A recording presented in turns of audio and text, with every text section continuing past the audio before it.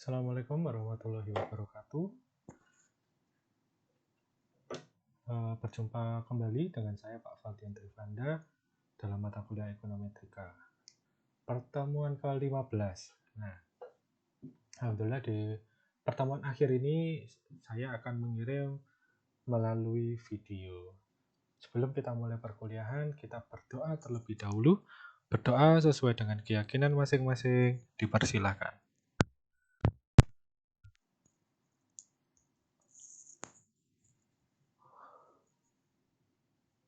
Selesai. Ya, semoga suara saya dapat terdengar ya.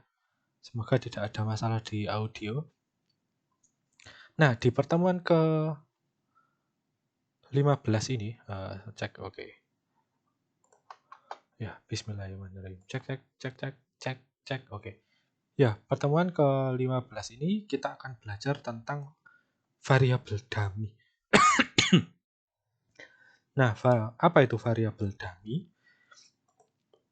Dalam kenyataan, sebuah variabel tergantung tidak hanya dipengaruhi oleh variabel bebas yang bersifat kuantitatif saja, akan tetapi juga sering dipengaruhi oleh variabel yang bersifat kualitatif. Maksudnya apa? Kalau misalnya kita belajar tentang itu ya, angka ya, NOIR, nominal ordinal interval rasio, biasanya kita bermain di interval dan rasio di kuantitatifnya. Tapi kita akan juga bisa bermain di variabel NO-nya, kualitatifnya, nominal atau ordinal. Nah, kalau nominal itu sebenarnya dia variabelnya sama ya. Misalnya kayak di bawah, jumlah anggota keluarga, mungkin jenis kelamin, gaya hidup, dan variabel kualitatif lainnya. Mungkin kalau Pak Valdian terangkan secara sederhana bahwa variabel kuantitatif itu bisa dikategorikan paling tinggi sampai paling rendah. Misalnya motivasi. Motivasi bisa sangat tinggi. Motivasi sangat tinggi. Kemudian motivasi sangat rendah. Nah, kemudian kalau kualitatif itu tidak bisa tinggi rendah. Dia sifatnya sejajar. Misalnya jenis kelamin, berarti cowok dan cewek. Cowok dan cewek itu sejajar. Kita berasumsi di awal sejajar, tidak ada yang sama. Perempuan, kemudian laki-laki. Misalnya punya mobil dan tidak punya mobil. Nah, kita untuk melihat sebenarnya konsumsi ini dipengaruhi nggak oleh jenis kelamin misalnya. Perbedaannya, regresi biasa hanya membahas analisis terhadap variabel-variabel kuantitatif saja. Kalau kedua, regresi variabel dummy membahas analisis terhadap variabel kuantitatif dan juga variabel kualitatif. Jadi untuk untuk variabel dependen misalnya ada dua, itu bisa kuantitatif dan kualitatif. Variabel kualitatif biasanya menunjukkan kehadiran atau ketidakhadiran dari suatu atribut, seperti mutu baik atau jelek, jenis kelamin laki-laki atau perempuan, tempat tinggal di desa atau di kota, dan lain-lain. Tempat tinggal di desa, mungkin kayak konsumsinya di desa atau di kota, itu lebih baik mana. Dengan itu ya mungkin pendapatan yang sama. Maka metode untuk mengkuantitasikan atribut itu adalah dengan jalan membangun variabel buatan, dummy variabel.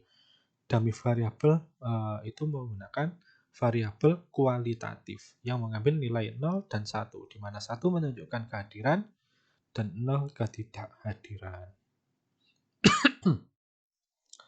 Nah, variabel regresi terhadap suatu variabel dummy dengan dua kriteria.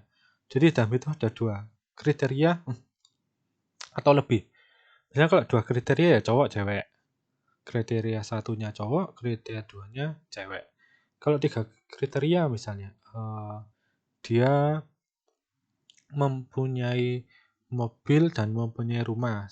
Kemudian tidak mempunyai mobil dan rumah.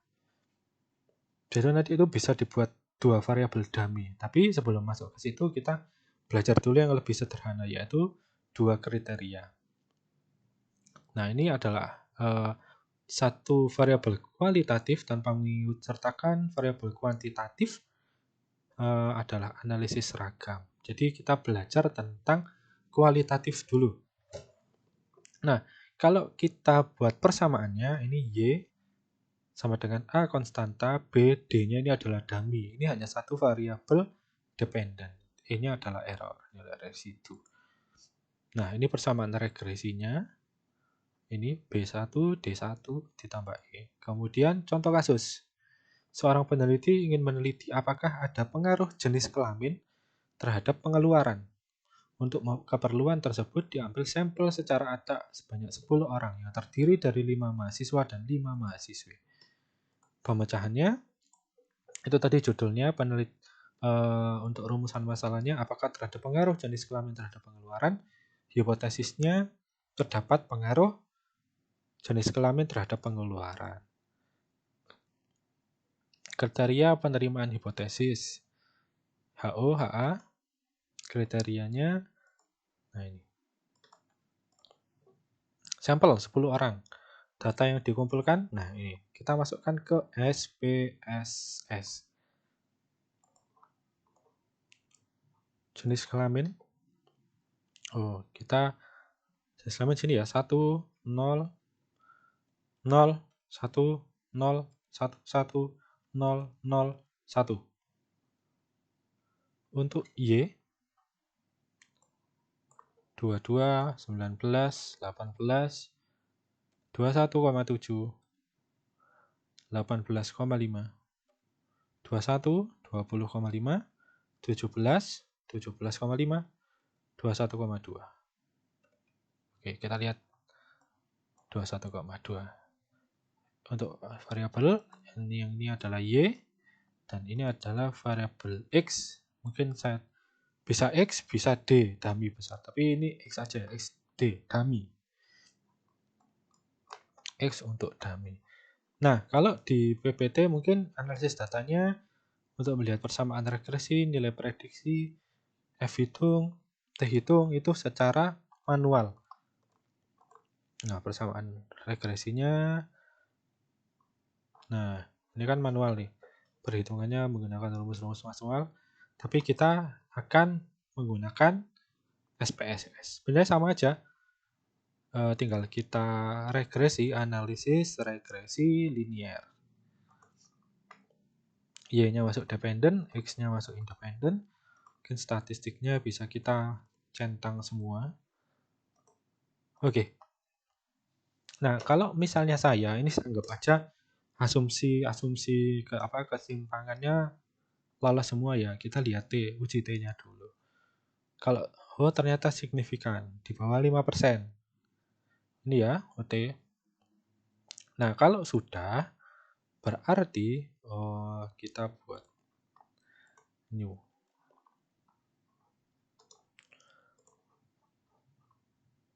Berarti dari hasil ini kita akan membuat persamaan. Cara membuat persamaannya di sini. Konstantanya adalah 18. Berarti, mohon maaf ini ya, ini tak kecilkan.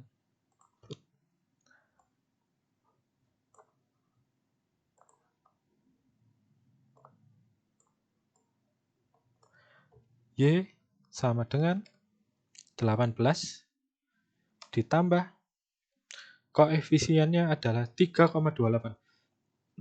3,28 variabel dummy tambah error gitu ya. Nah, ini nanti kita bisa lihat persamaan yang pertama. 18 tambah. Nah, tadi kita mengetahui untuk dummy 1 itu adalah laki-laki. Untuk dummy 0 itu adalah perempuan. Karena data SPSS 10010110001 menunjukkan. Nah, kemudian dari ini 1 dan 0 ini kita masukkan mengganti ini. Sehingga untuk yang laki-laki persamaannya menjadi laki-laki tua. Nah, persamaannya menjadi 18 Y sama dengan 18 ditambah 3,28 dikali 1 tambah salah. Berarti untuk laki-laki Y sama dengan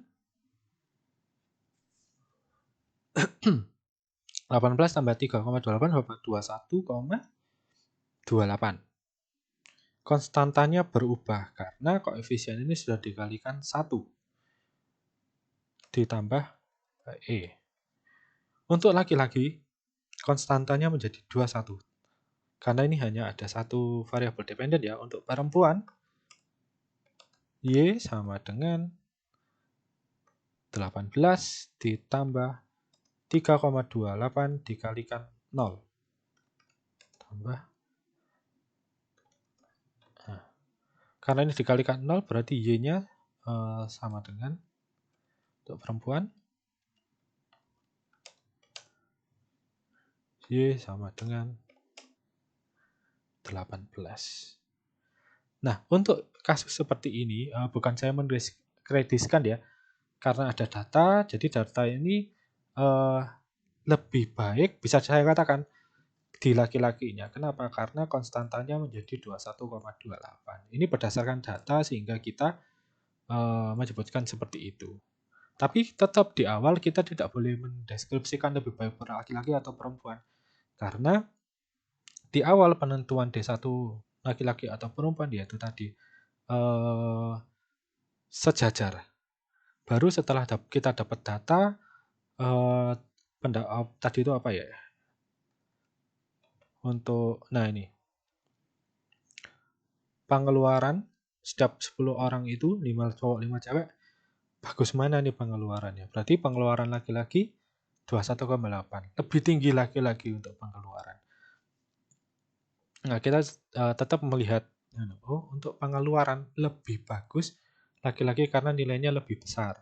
Nah, tapi pengeluaran itu bisa cenderung negatif ya. Berarti perempuan lebih baik karena pengeluarannya lebih sedikit. Nah, itu mungkin hanya interpretasi saja ya. Bisa kalau dibalik Pak. Nanti ya kita coba balik ya. Kalau misalnya tadi laki-lakinya jadi 0, perempuannya jadi 1. Nah, ini nilai prediksinya kita coba. Nah, ini 18, untuk mahasiswa 3, sama dengan 18. Untuk mahasiswa, karena dia tadi dikali 1 menjadi 21,28. Itu nilai prediksinya. Ini kan persamaan awalnya tadi dia masih dummy. Benar? Kemudian koefisien determinasinya ini kan dari rumus ini dapat 87,4. Kita coba lihat cek spesies. Untuk 87,4 R square. Adjusted R square 85,8. Sama. Kemudian estimasi kesalahan baku. Standard error koefisien regresi. Nah, ini uji F. Ini F hitungnya adalah 55,53. F tabelnya adalah 5,3 berarti dinyatakan baik good. Uji T tadi T hitungnya 7,439. T tabelnya 2,306 berarti bagus.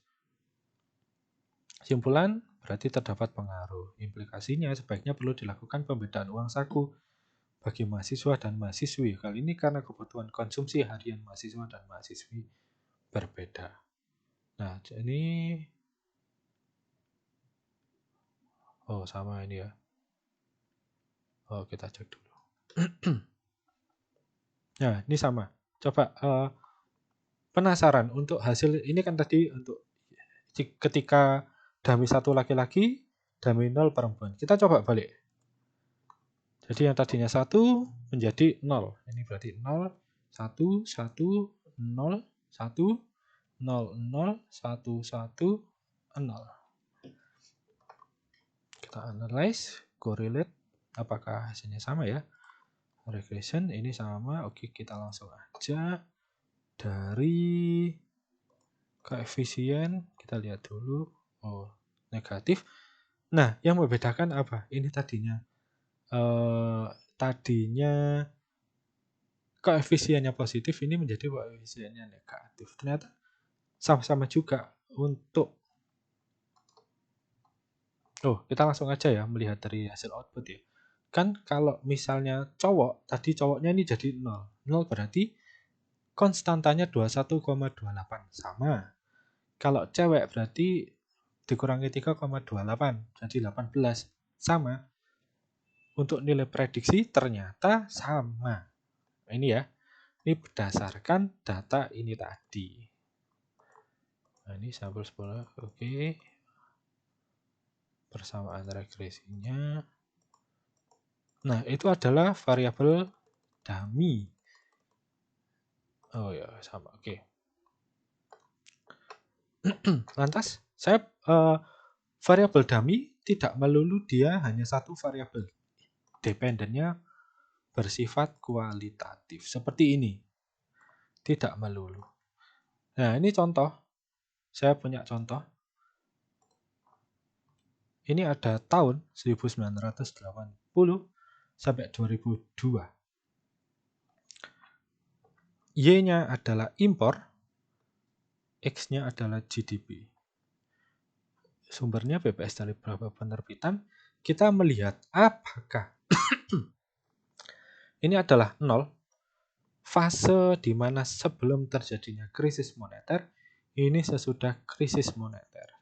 Jadi, oke, kita masukkan dulu ini ke itu ya. Kita tidak melihat yang ini ya, karena ini sifatnya sama.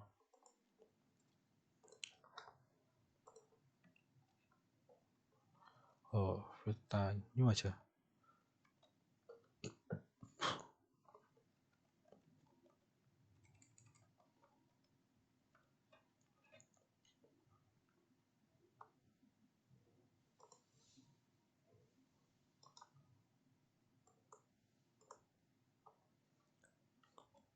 Kita ubah dulu komanya menjadi titik.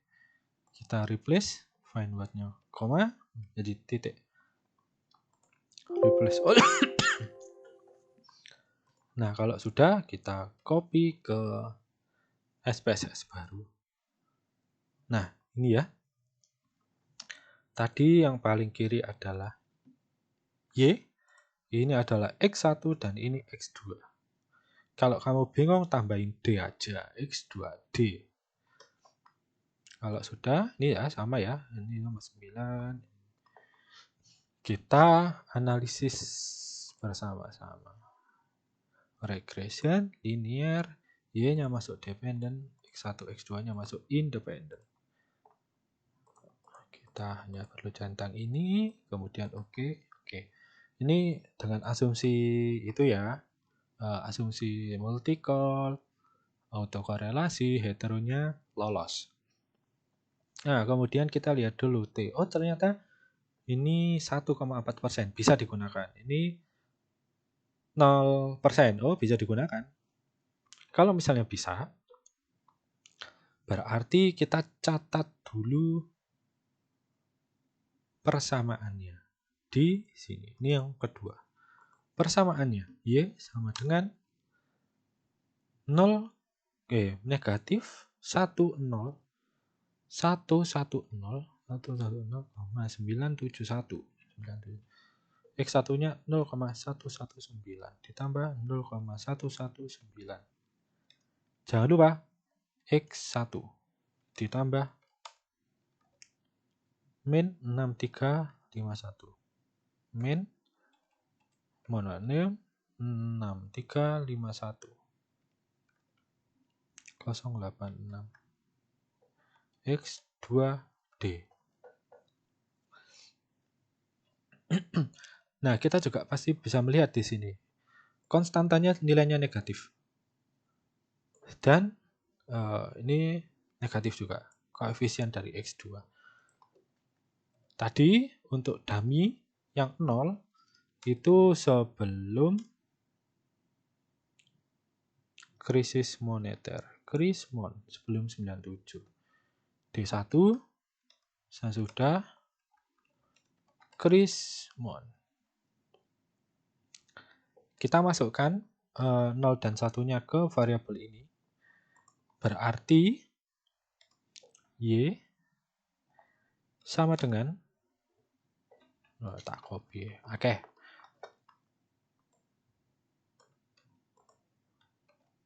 Ini ininya kali 0. Berarti salah. Kita pindah tengah. Karena itunya 0 berarti tetap dia tidak ada perubahan.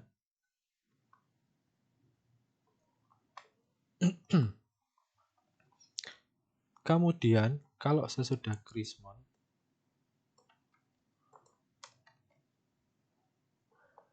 berarti dikalikan 1.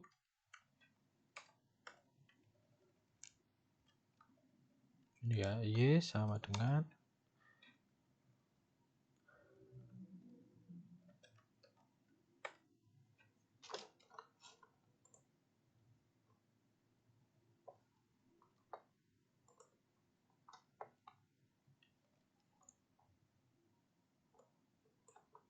pakai kalkulator aja ben cepet.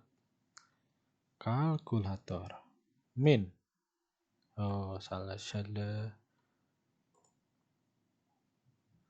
10110,971 min dikurangi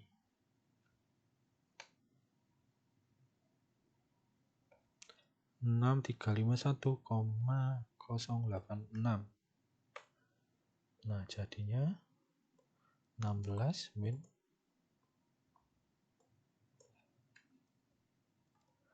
462 057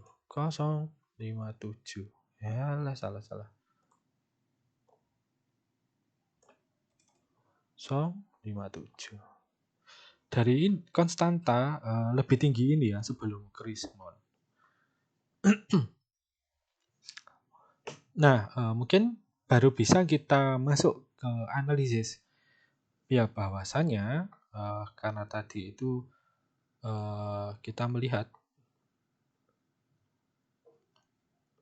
sebelum Krismon untuk pengaruh GDP terhadap impor itu lebih bagus. Kenapa?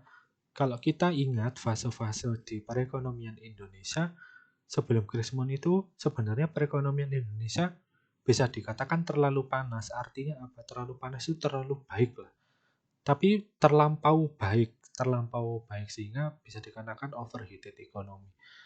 Baik, meledos. Kemudian tahun 96-97 itu ya, krisis Asia, karena Indonesia kena dampaknya. Nah, kemudian baru dirasakan sesudahnya itu. Jadi mungkin hanya 5 tahun aja setelah krisis moneter, tapi bisa dibuat datanya. Nah, ini bahwa ini min 16. Jatuhnya, ini nggak ada gambarnya. Misal, new slide. Kalau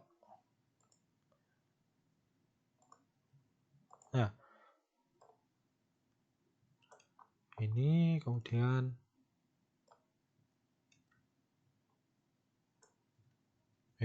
salah.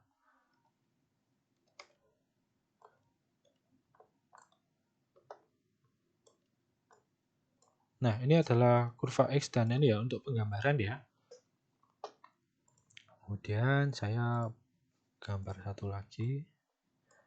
Ini kamu tak kasih. format warnanya oranye. Kadang hanya berbeda gambar, karena kalau misalnya kita ini, nah mungkin seperti dua ini contohnya yang ini tadi. Jadi kan dia mulai di 18, mohon maaf, untuk yang ada ininya, dia hanya mulai di garis ini aja. Garisnya, kemiringannya sama, tapi untuk permulaannya hanya beda. Kalau misalnya ini tadi D1-nya cowok, ya cowok ada di atas ini, cewek ada di atas ini. Tapi kalau konteksnya ini negatif, berarti kan negatifnya dia di bawah sumbu ini, sumbu. Dia bisa jadi, nah karena ini sumbu 0, dia mulainya di bawah seperti ini. Itu bisa. Hanya tetap sama, kita hanya membedakan konstantanya aja. Gunanya apa, Pak? Nah, kita bisa melihat juga nanti berdasarkan jenis kelamin, itu lebih baik mana. Sehingga tadi bisa dibuat implikasinya. Ternyata kalau untuk mahasiswa dan mahasiswi itu, untuk sanggunya kalau bisa dibedakan agar yaitu tadi untuk pengeluarannya karena beda, yaitu tadi mencukupinya. Hanya kita untuk variabel dummy hanya bermain seperti itu. Oke, kalau misalnya ada pertanyaan, akan saya tunggu di kolom komentar grup ya. Terima kasih. Kurang lebihnya saya mohon maaf. Wassalamualaikum warahmatullahi wabarakatuh.